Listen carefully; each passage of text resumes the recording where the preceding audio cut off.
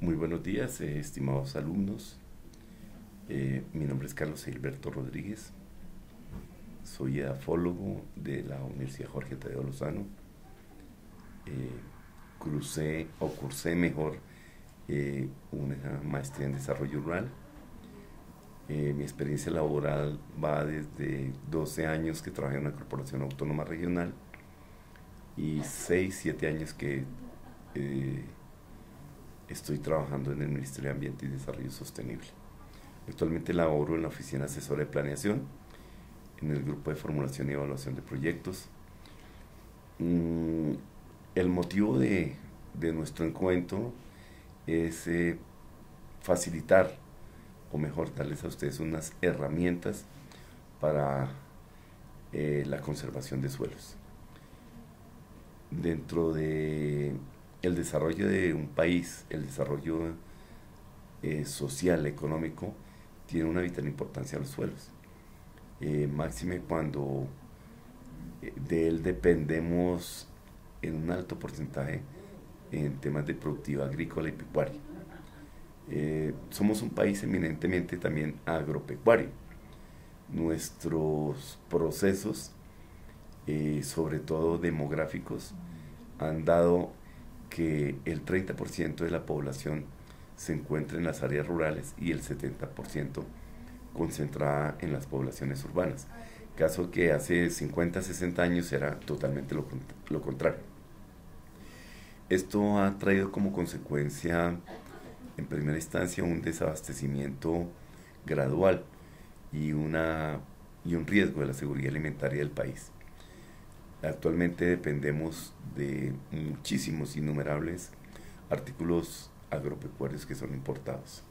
Esto significa una pérdida de divisas, significa un debilitamiento del sector rural por diferentes causas que a lo largo de nuestro tiempo y de nuestros administradores no han sabido cimentar ese valioso legado que nos han dejado nuestros antepasados, como son los suelos.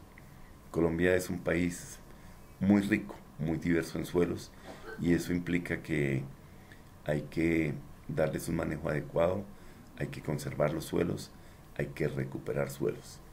Entonces el módulo lo que pretende es primero una contextualización de qué es un suelo, cómo ha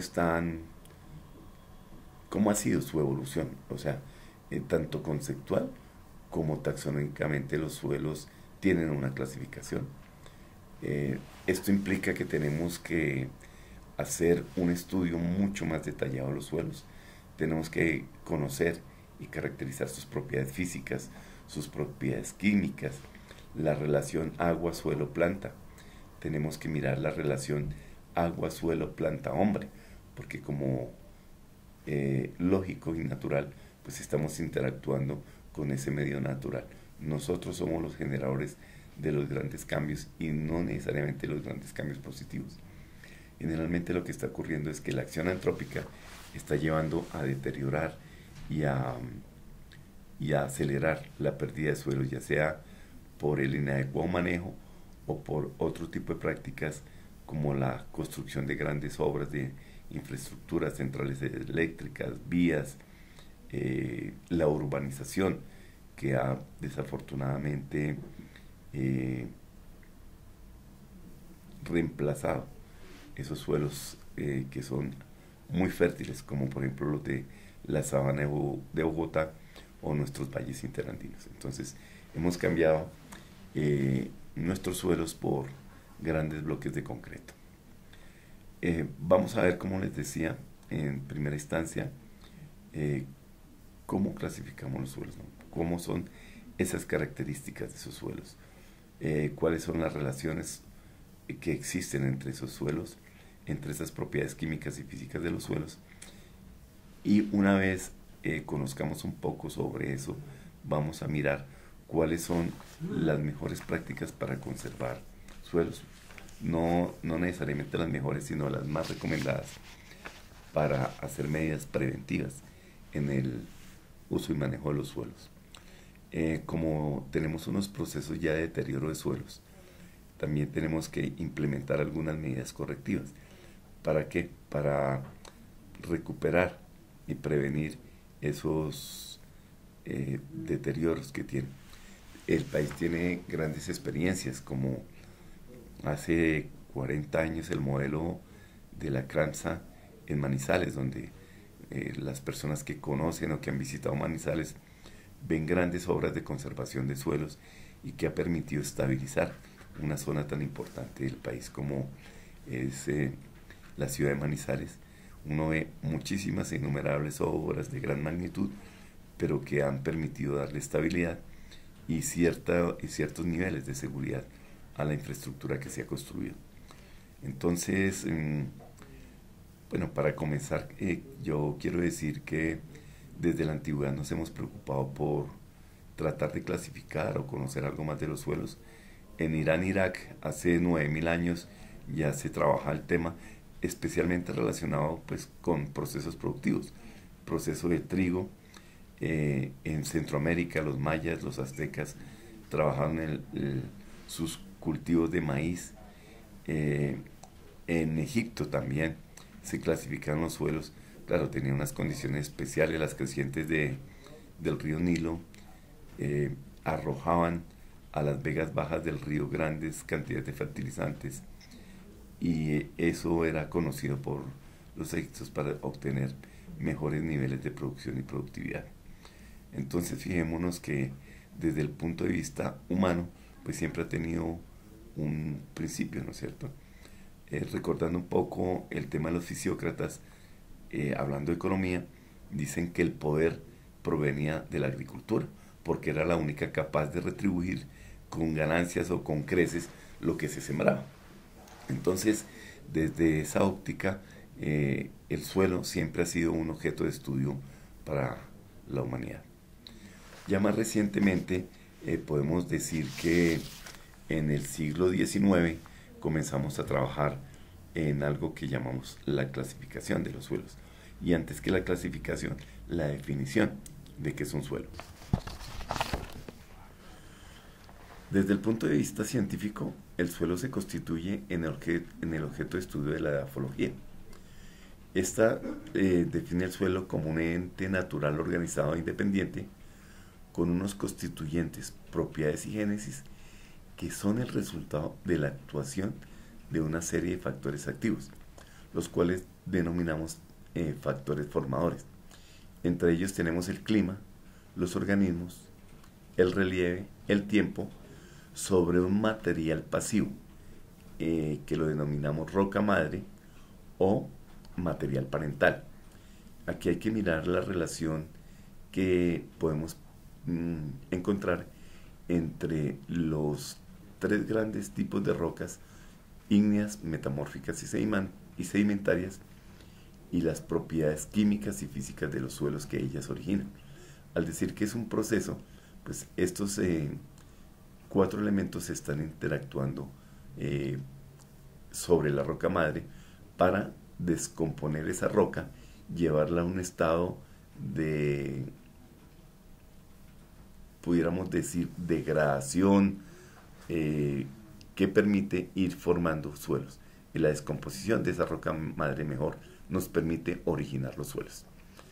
El suelo forma un sistema abierto a la atmósfera y la corteza terrestre. Almacena en forma temporal los recursos necesarios para los seres vivos. ¿Qué recursos? Básicamente almacena agua, almacena oxígeno, almacena nutrientes, y dentro de él se dan una serie de interrelaciones entre los macro y microorganismos, el oxígeno que está disuelto, la formación y descomposición de materia orgánica y algo muy importante, la acción del agua sobre todos estos elementos, cómo interactúan uno con otro para comenzar a dar origen a algo que denominamos suelo. Depende de la intensidad y velocidad de estos procesos de intercambio, van conformando o constituyendo diferentes ecosistemas. Un suelo incipiente pues no da un soporte a plantas o árboles muy robustos, muy altos. Entonces, partiendo de un suelo incipiente, se puede comenzar a constituir un suelo mucho más evolucionado que dé soporte a una vegetación más densa y logrando constituir un ecosistema mucho más complejo.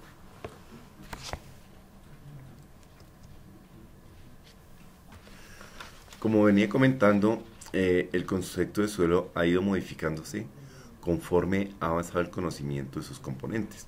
El desarrollo de las ciencias obviamente ha permitido también aplicarse a las ciencias del suelo. En Alemania, Albert Follow en 1862 define el suelo como el producto de la alteración y decía que el suelo era como dientes que van rayando la superficie de la tierra. En este mismo sentido, para Romand, en 1828, el suelo es la capa superior de la alteración de la corteza. Hilgard, un norteamericano, decía que con una formación más amplia como geólogo, edafólogo y agrónomo, el suelo era el material más o menos suelto en el que las plantas encontraban soporte y nutrición. Como vemos, pues el desarrollo de la agronomía, de la geología, dio origen a la edafología, que es el estudio de las ciencias del suelo. Cubiena, un investigador español, define el suelo como la capa viviente de transformación de la corteza sólida terrestre. Surgía bajo el influjo de la vida y de las especiales condiciones del hábitat biológico. O sea que él ya comienza a mirar que hay una relación entre los organismos que hay en el suelo, el material que originó ese suelo y el agua y el ecosistema en general. En 1940 se considera como una formación limítrofe, zona en la que se compenetran la parte sólida, líquida y gaseosa de la tierra, los minerales inorgánicos, seres vivos y restos de vida. Crecimientos y restricciones, lavado y evaporación, una complejidad natural sometida a una complejidad dinámica. O sea, si nosotros comenzáramos a mirar un poco las leyes de la termodinámica, comenzaríamos a entender que como todo organismo no se crea ni se destruye, sino que se transforma. El suelo es una gran y clara muestra de esas transformaciones de todos los materiales que hay en la corteza terrestre.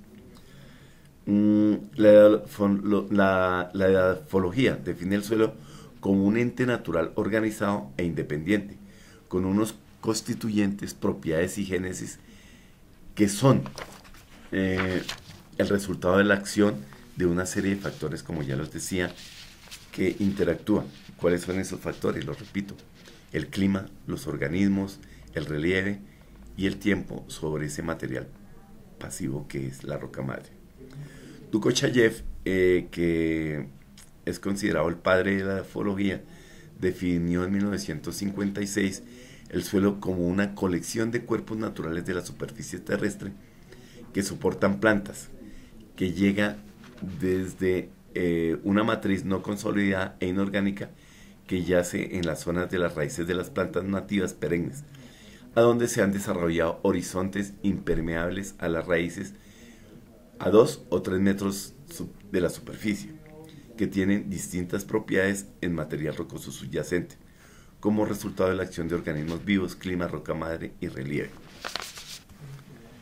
El Departamento de Agricultura de los Estados Unidos también define el suelo como un cuerpo natural formado por una fase sólida, minerales y materia orgánica, una fase líquida y una fase gaseosa que ocupa la superficie de la Tierra, organizada en horizontes o capas de materiales distintos a la roca madre como resultado de adiciones, pérdidas, transferencias y transformaciones de material y energía, que tienen capacidad para servir de soporte a las plantas con raíces en un medio natural. Los límites superiores del suelo son la atmósfera, las aguas superficiales poco profundas, las plantas vivas y el material orgánico que no ha comenzado a descomponerse. Los límites horizontales los constituyen áreas donde el suelo es invadido por aguas profundas, más de 2 metros, materiales estériles, roca o hielo. El límite inferior está constituido por la roca dura y continua. De manera arbitraria, la profundidad máxima del suelo se establece en 2 metros. O sea, lo que hace el Departamento de Agricultura de los Estados Unidos es delimitar en superficie y en profundidad cuáles son esos alcances para entrar a definir un suelo. Parte importante de este análisis es cómo comenzamos a analizar el suelo, a definir cuáles son sus propiedades, tanto en profundidad como en superficie. Y Malagón decía,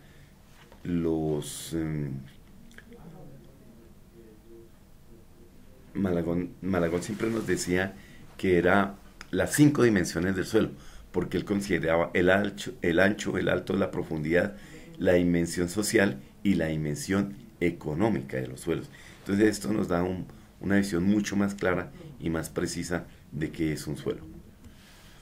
De este modo, desde esta visión del suelo, es una interacción entre la atmósfera, la litosfera, la hidrosfera y la biosfera, que ha dejado de ser un concepto como un subsistema a pasar a un ecosistema terrestre. Esta definición es muy importante porque el suelo es considerado un ecosistema terrestre.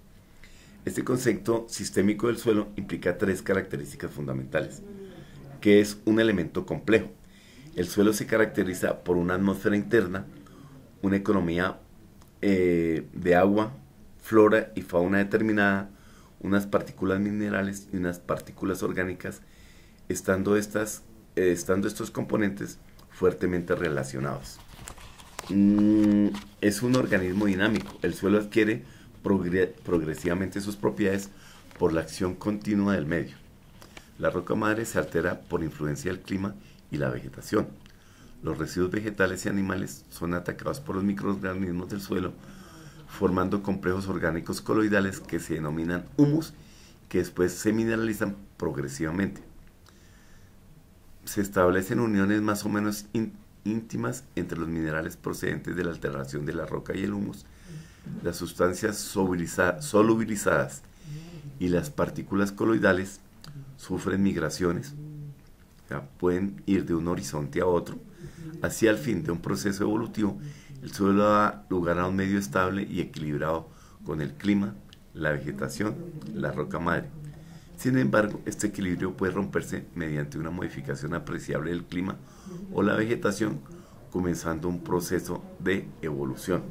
Y no solo de evolución, también de pérdida de estas propiedades y esas características, lo que nos llevaría básicamente a procesos erosivos o de pérdida de suelos. Otra característica es la permeabilidad. El suelo es un sistema abierto. Está permeabilizado. Esta permeabilización repercute en la mayor o menor facilidad de degradarse. Los complejos procesos de transformación de un suelo se reducen a adiciones, transformaciones, transferencias y pérdida de materiales. Básicamente se trata de solo 3 procesos: meteorización física, alteración química y traslocación de sustancias. Estos procesos afectan tanto a la fase mineral como a la fase orgánica del suelo y constituyen lo que tradicionalmente se denomina como los procesos básicos o generales en la formación de suelos, ya que actúan siempre en la formación de todos los suelos. O sea, un poco para explicar eso, hay procesos que conllevan a que toda la dinámica del suelo origine una meteorización física, procesos físicos que tienen que ver con la estructura y textura de los suelos, alteración química que tiene que ver con la capacidad de fertilidad o con la fertilidad del suelo o con la capacidad de intercambio catiónico, y la traslocación de sustancias, como es la migración de esas sustancias tanto húmicas o orgánicas de materia orgánica mejor, que pueden moverse a través del horizonte, de un horizonte superior a un horizonte inferior. Los procesos de meteorización física del material original, o sea la roca madre, pueden observarse en la base del perfil del suelo, donde la roca original aparece fragmentada en bloques pequeños heterogéneos y en partículas más finas. La fragmentación mecánica de este sustrato originalmente ocurre gracias a temas fundamentalmente climáticos y consiste en procesos de dilatación,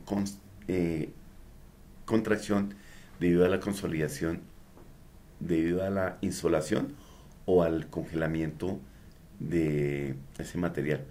Al enfriarse un material tiene un proceso de contracción, al calentarse se dilata y va fragmentándose, ¿no es cierto? Máximo cuando hay diaclasas o fallas en la roca, se deposita agua y esta agua al llegar a un grado de congelación aumenta su volumen y ayuda a fragmentar la roca. Esa fragmentación origina, digamos, la posibilidad de que aumente la superficie expuesta de esa roca y acelerar procesos de meteorización, o también lo llamamos meteorización. No, básicamente meteorización. Hay causas geológicas como el descenso de la presión que sufren las rocas al aflorar en la superficie.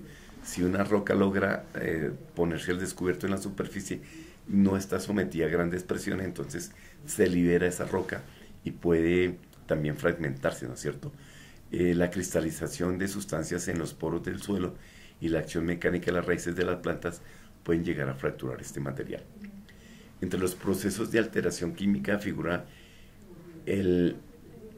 la rubefacción, la ferrilitización, la ferrilitización y la glaciación. Son procesos que tienen que ver con compuestos químicos que actúan sobre el material parental o roca madre, dando lugar a procesos de oxidación o procesos de intercambio molecular que fracturan también la roca. En los procesos de translocación se realizan básicamente por la acción del agua. Al entrar ella al perfil del suelo, va a arrastrar estas partículas a horizontes inferiores. El movimiento del agua en el perfil, obviamente, generalmente es descendiente. En climas áridos es perceptible el movimiento ascendente de sales, ¿no es cierto? Uno a veces cuando va a algunos sitios donde ve una formación superficial de costras o color blanquecino, muchas veces lo ve incluso en las materas de las casas, que uno deja de aplicar agua 3-4 días y en superficie se comienzan a formar unas sales o unas costras blancas. ¿Por qué? Porque obviamente la evaporación tiende a hacer que esas sales asciendan a superficie, teniendo consecuencias sobre toda la química del suelo. En los procesos de translocación pueden distinguirse en dos fases distintas. La eluviación, que es la fase inicial de movimientos de movilización del material que constituye la capa superficial del suelo, y la iluviación, que es la fase de inmovilización o acumulación de sustancias procedentes de las capas superiores del suelo en las zonas más profundas. O sea, eluviación es cuando se mueve ese material, e iluviación cuando ese material que viene en movimiento se acumula generalmente. Un poco insistiendo en las etapas de formación del suelo, el suelo procede de la roca madre, como se ha dicho, la cual se altera por acción de factores ambientales, y en su formación se desarrolla una serie de procesos que transforman este material original, dándole una morfología y propiedades propias. En la formación del suelo interviene un conjunto de procesos muy heterogéneo. Esta complejidad se desprende si nos fijamos en la posición de los suelos en la naturaleza, en su medio natural. El suelo está sometido a leyes de la litósfera, la hidrosfera, la biosfera y la atmósfera. De este modo, el suelo es el resultado de la acción de estos 5 factores que hemos nombrado reiterativamente. La litología es uno de ellos. La naturaleza litológica del sustrato original condiciona las propiedades químicas, así es, riqueza de nutrientes, etc., y físicas del suelo, la permeabilidad, la consistencia, la textura, etc. La influencia del material original se pone en manifiesto en propiedades como el color, la textura, la estructura, la acidez y otras muchas propiedades del suelo.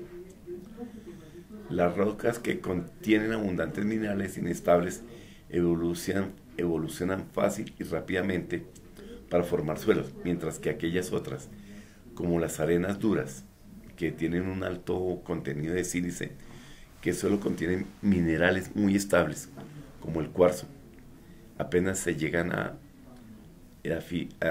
descomponerse y si estén expuestas durante mucho tiempo, no van a condicionar en modo decisivo la fragmentación, alteración y traslocación de los minerales. O sea, que una roca que es susceptible a una rápida descomposición es muy propensa a formar suelos también y de una manera muy veloz, muy rápida. En cambio, aquellas rocas que son muy duras o que su principal constituyente es cuarzo o silicios, no se descomponen fácilmente, no originan suelos fácilmente. Cuando el resto de condiciones permanecen iguales, existe una estrecha relación entre el tipo de suelo y las características de la roca madre. Pasemos a analizar un poco el clima. El clima constituye el clima influye directamente sobre el suelo, aportando humedad y temperatura, de manera indirecta mediante vegetación y relieve. El clima es el principal agente de alteración química del suelo, así como la fragmentación mecánica que determina tipos de sustratos. El clima controla los procesos que tienen lugar en el suelo y su intensidad. La disponibilidad y el flujo de agua regulan la velocidad de desarrollo de la mayoría de procesos edáficos. Muchas propiedades de los suelos presentan determinadas tendencias relacionadas con la caracterización del clima. La cantidad y tipo de arcilla, por ejemplo, tienen que ver con las características climáticas que controlan la alteración química. Existe una relación entre el tipo de minerales existentes y la precipitación. Esto quiere decir que si tengo un suelo y tengo unos regímenes de precipitación muy altos o muy intensos, esos suelos van a ser lavados muy frecuentemente, se pierden las bases, se pierden materia orgánica y nos va a ir caracterizando este tipo de suelos. Otro factor importante, como lo he mencionado, es el relieve. El relieve condiciona el desarrollo del suelo, fundamentalmente desde el punto de vista de la profundidad y diferenciación de horizontes. El relieve influye sobre el transporte por gravedad. En una alta pendiente pues no hay procesos de acumulación, generalmente hay procesos de pérdida de suelos por procesos erosivos superficiales, entonces no hay acumulación. Los relieves abruptos favorecen la erosión, originando suelos lépticos, poco profundos. En los valles, por el contrario, se favorece el desarrollo en profundidad del suelo. ¿Por qué? Porque hay procesos de acumulación. El relieve además condiciona aspectos como la insolación, el drenaje del suelo y determinados procesos geomorfológicos.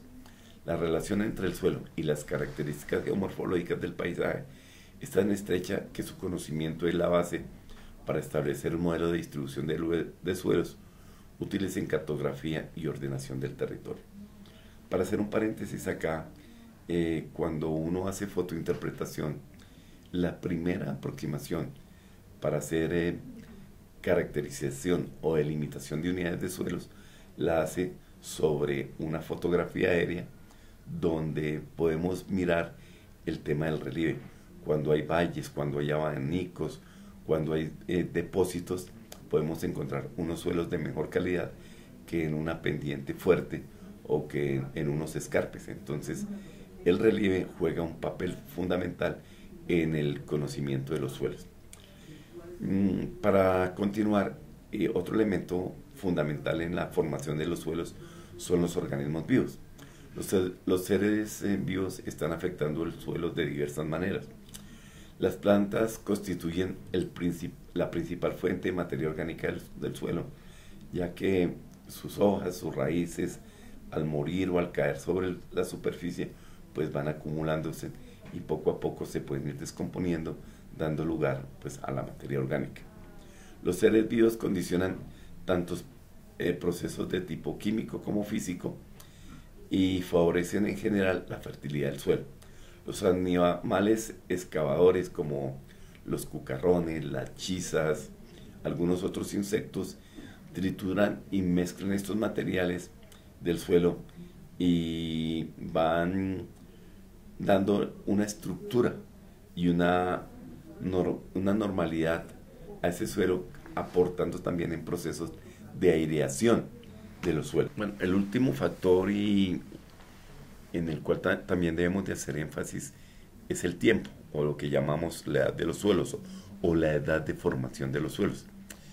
En los suelos más antiguos son los que muestran un mayor desarrollo en profundidad en su perfil, pues tienen un proceso mucho más largo de transformación, de acumulación, de descomposición y obviamente de acumulación de materia orgánica, de trabajo sobre él por parte de vertebrados e invertebrados que están en su superficie, aportando a fortalecer esas características físicas y químicas del suelo. Y estos suelos, cuando son más antiguos, hay mayor diversidad de horizontes. La velocidad de formación del suelo va desde 1 milímetro al año hasta 0.01 milímetro año, lo cual significa que 1 centímetro de suelo debe durar en formarse o en procurar lograr un estado más o menos 1 centímetro de suelo demoraría entre 100 y 200 años para formarse. De ahí radica la importancia de la conservación de los suelos, ya que cada vez que tenemos procesos de pérdida de suelos, ya sea por erosión, por incendios forestales, por avalanchas, por derrumbes, estamos perdiendo una riqueza incalculable. Estos 5 factores formadores originan, como ya lo he dicho, los suelos, los cuales podemos en este proceso de formación podemos contemplar 2 etapas. Una etapa inicial que representa la diferenciación de los constituyentes del suelo y una etapa final en la que se constituyen y se organizan y se evoluciona el suelo. La etapa inicial comienza con la fragmentación de la roca original y también los restos de organismos que poco a poco han ido colonizando este material. La desagregación del material facilita la circulación del aire y del agua y favorece la actividad biótica, lo cual constituye la subsiguiente alteración química del material. Los minerales de la roca original se alteran con mayor o menor medida, apareciendo en el suelo más o menos transformados. Los iones liberados en la alteración mineral pasan a la solución del suelo formando geles o se recombinan para dar lugar a nuevos minerales. Por otra parte, los vegetales y animales sufren al morir una inmensa transformación química, desarrollándose un nuevo material orgánico que evoluciona para alcanzar un equilibrio de las condiciones edáficas. Este material que origina en esta serie de interacciones se denomina humus, ¿cierto? Pues nosotros lo conocemos básicamente por la utilidad que nos presta la lombriz roja californiana, que es una procesadora muy eficiente de humus. Durante esos procesos de transformación del material orgánico se desprenden compuestos sencillos que irán a engrosar la solución del suelo y también se pueden desprender como consecuencia de estas reacciones determinados gases, además de agua, pero el agua y los gases del suelo proceden fundamentalmente de la atmósfera. En la etapa final, todos los constituyentes formados o liderados en esta etapa inicial, minerales, humos, gases, geles, agua y solución, sufren una serie de procesos de mezcla y diferenciación que, si evolucionan in situ, conducen a la formación del suelo, mientras que si son arrastrados a otros lugares, dan lugar a sedimentos, los cuales pueden sufrir posteriormente nuevos procesos de edafización. En la fase final, la transformación es tan intensa que el material adquiere una morfología y unas características químicas propias. Las sustancias minerales originales se han transformado física y químicamente, se han reorganizado y unido entre sí, y la fracción orgánica ha formado nuevos agregados estructurales.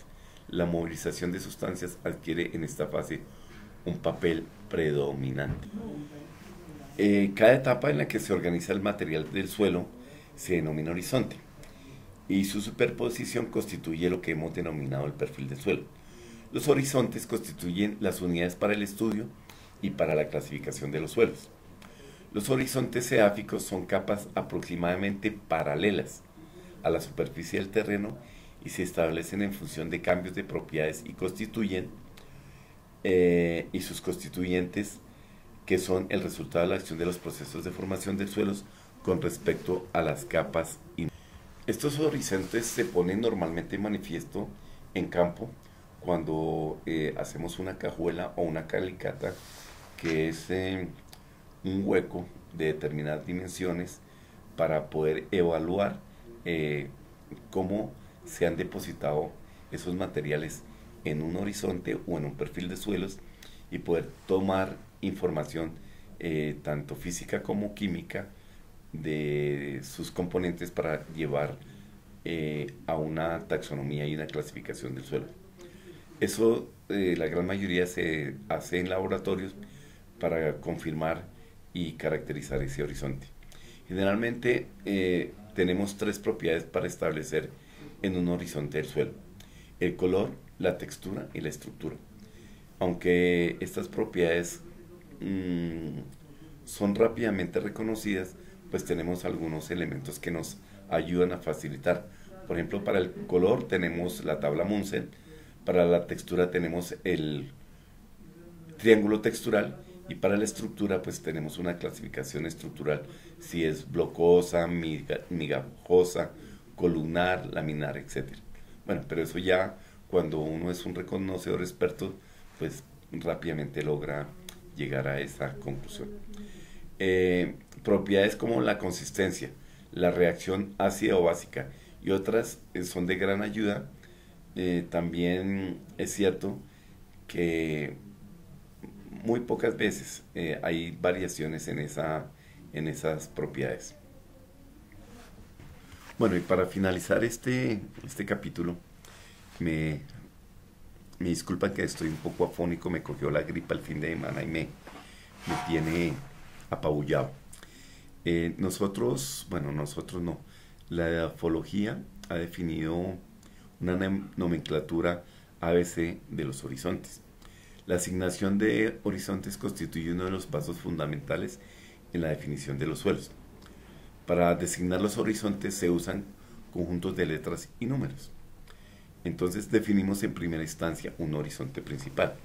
Los horizontes se designan mediante letras mayúsculas que nos indican las características fundamentales del material de que está constituido. De manera simple, los horizontes principales se designan mediante A. Una letra H, que es de acumulación de materia orgánica sin descomponer, mayor de 20 al 30%, saturados en agua por largos periodos. Es un horizonte conocido como de turbera o horizontes de turba, que son característicos de nuestros páramos, que es materia orgánica con un porcentaje muy bajo de descomposición. El horizonte o capa de hojarasca sobre la superficie del suelo, sin saturación de agua mayor del 35%, frecuentes en bosques o en nuestras selvas tropicales. El horizonte A, formado en la superficie con mayor porcentaje de materia orgánica transformada, obviamente ya evolucionada, que los situados abajo. Típicamente tiene un color gris oscuro o más o menos negro, pero puede contener poca materia orgánica. Generalmente son suelos cultivados y pueden ser claros, estructura migajosa y granular. Un horizonte fuertemente lavado, típicamente situado entre un horizonte A y uno B, con menos arcilla y óxidos de hierro y aluminio que el horizonte A y el horizonte B, con menos materia orgánica que el A, muy arenoso y de colores muy claros, o sea que tiene unos values altos en la tabla Munsen, estructura de bajo grado de desarrollo, láminas, simplemente la estructura laminar es típica de este horizonte. Y tenemos un horizonte B, que es un horizonte de enriquecimiento. ¿Cómo se ganan? Se ganan arcillas de tipo iluvial o in situ, óxidos de hierro y aluminio, iluviales o in situ, y de materia orgánica. Si esta materia orgánica se da si el horizonte es iluvial y no in situ, pero también tiene enriquecimientos residuales por lado de los carbonatos. Si hay obviamente presencia de estos en las rocas, de colores pardos y rojos, de cromas, vuelvo insisto en la tabla Munsen, la cantidad de color más intensos, o un hue, tonalidad de color más rojo que el material original, con desarrollos de estructura edáfica, típicamente de bloques angulares, subangulares o prismáticos. Y un horizonte C, material original, o sea la roca madre, sin desarrollo de estructura edáfica ni rasgos edáficos, blando, suelto, que se puede cavar con un asadón. Puede estar meteorizado, pero con poca edificación. O sea, cuando hablamos del horizonte C, es la roca madre que no ha iniciado un proceso de formación de suelos. Se ha descompuesto, pero in situ. No tiene ningún proceso de transformación todavía.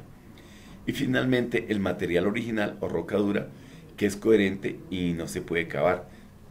O sea, dependiendo del tipo de roca, insisto, si es una roca ígnea, metamórfica o sedimentaria, que puede dar origen a diferentes tipos de suelos. En resumen, tenemos unas propiedades de los suelos que vamos a ir en la medida que podamos identificando, trayendo. ¿Por qué? Porque de estas propiedades depende, insisto, en el uso, manejo y conservación de los suelos, en de dónde se originan, cuál es su posición geomorfológica, si son suelos de acumulación, si son suelos ricos en bases, si son suelos que son de origen orgánico, como los andisoles, que son unos suelos muy buenos para agricultura, pero que también son muy susceptibles a procesos de erosión y de degradación por el sobrelaboreo. Entonces, el tema es un poco complejo, lo entiendo.